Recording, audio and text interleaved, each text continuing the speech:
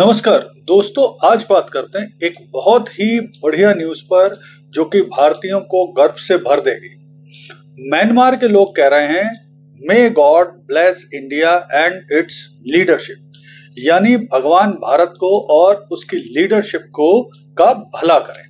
तो ये क्यों बात हो रही है, आइए पूरा समझते हैं। और ये भारतीयों के लिए, भारत के लिए वाकई अपना सॉफ्ट पावर बढ़ाने के लिए गर्व पैदा करने की एक खबर है। तो देखिए, जैसा आपको पता है, ये अभी 28 मार्च 2025 को म्यांमार में 7.7 की तीव्रता का एक बहुत ही जबरदस्त भूकंप आया था और ये पिछले 200 साल में म्यांमार में आया सबसे भयानक भूकंप था। इसमें अब तक अगर हम बात करें तो लगभग 3,500 लोगों की कंफर्म मृत्यु हो चुकी है, 5,500 के आसपास घायल हो चुके हैं, बहुत बड़ी संख्या में लोग लापता हैं और लगभग 1,70,00,000 के आसपास, 5,40,00,000 वहां की पॉपुलेशन है, उसमें 1,70,00,000 के आसपास व्यक्ति बुरी तरह से प्रभावित हुए हैं। जैसा कि आपको पता है, 2021 में वहां की जो आर्मी है, जिसको सैनिक जुंटा कहा जाता है, उसने तख्ता पलट करके वहां पर कब्जा कर लिया था म्यांमार में और अभी वर्तमान में विद्रोही गुट और सेना के बीच में लड़ाई जारी है, यानी वहां पर एक सिविल वार जारी है। इस परिस्थिति में भारत ने बहुत ही त्वरित किस्म से उनकी मदद करी म्यांमार की, ऑपरेशन ब्रह्मा चलाकर।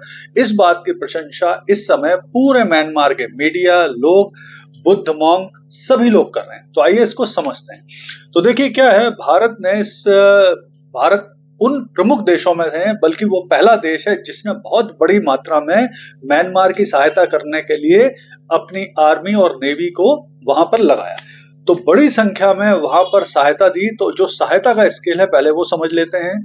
तो भारत ने ऑपरेशन ब्रह्मा चलाकर एयरफोर्स के C-130, C-17 प्लेन के माध्यम से 80 टन वहां पर राहत सामग्री भेजी और इस राहत सामग्री में कंबल, दवाइयां, टेंट, खाना वगैरह शामिल था।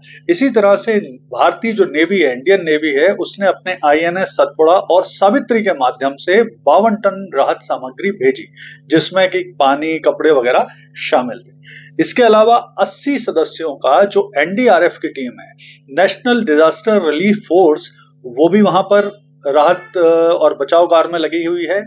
साथ में इंडियन नेवी ने अपने एक वहां पर मेडिकल सपोर्ट टीम भी भेजी है, जिसने मैंडले में एक हॉस्पिटल एस्टेब्लिश कर दिया और बड़ी संख्या में वो इलाज कर रहे हैं। तो देखिए, भारत ने जिस तरह से क्विक रिस्पांस दिया है, वहां पर सहायता करने वाले में रूस, चीन, सिंगापुर, थाईलैंड भी हैं, लेकिन भारत की जो सहायता का स्केल है और जितनी त्वरित सहायता दी है उतनी कोई भी देश नहीं कर पाया।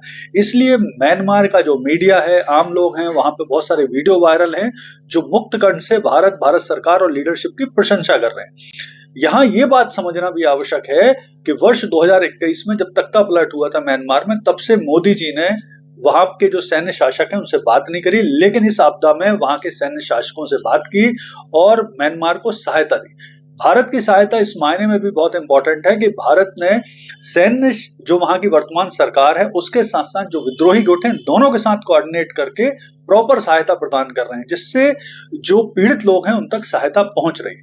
अब हम देखते हैं कि पिछले कुछ सालों में भारत सरकार ने जो मानवीय आपदाएं आती हैं, जो त्रासदी आती हैं, उनमें किस तरह से सहायता प्रदान की। तो देखिए, इसमें नेपाल का जो भूकंप है, उसमें ऑपरेशन मैत्री के तहत भारत ने बहुत बड़ी संख्या में सहायता दी थी।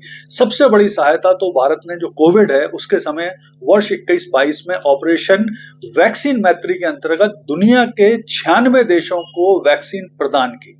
इसी के साथ साथ ऑपरेशन दोस्त के अंतर्गत तुर्की के भूकंप में वर्ष 2023 में भारत ने बहुत ही बड़ी मात्रा में तुर्की की सहायता दी, जबकि तुर्की और उसके जो राष्ट्रपति हैं एर्दोगान, वो भारत के बहुत अच्छे समर्थक नहीं माने जाते, वो पाकिस्तान का समर्थन करते हैं, तब भी भारत ने मानवीय आपदा में उनको सहायता प्रदान की।